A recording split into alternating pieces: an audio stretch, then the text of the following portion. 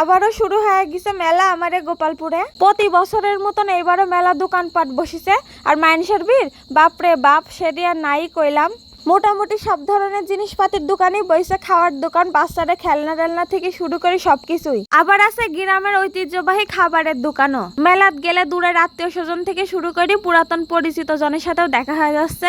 আর আপনারা সবার দোয়ার ভালোবাসা লালপুর ব্লগের যে পরিচিতিটা পাইছে আলহামদুলিল্লাহ। কোনো জায়গাত গেলে আপনারা যে আমাকে চিনতে পারলে কথা কন, এই বিষয়টা আমার আসলে খুব ভালো লাগে।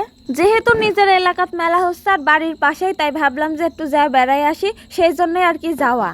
আসলে মেলাত গেলে যে কিছু কিনতে হবে এরকম কোনো ব্যাপার নাই, আমার একটু ঘোরাঘুরি করতে পারলেই হইলো। আর মেলাত কিন্তু সব থেকে বেশি 99 বাচ্চারে খেলনার দোকান পার্টি আছে, যা লিব তাই 99 টাকা। আর এইদিক মহিলারে মেলা রকম রকমের কসমেটিক সামগ্রী। আর এই পাশে আবার রঙের রঙের খাবারের দোকান, স্যান্ডউইচ বার্গারও বিক্রি করতেছে। আর এই হচ্ছে আমার শৈশবের প্রিয় খেলনা গাড়িগুলা।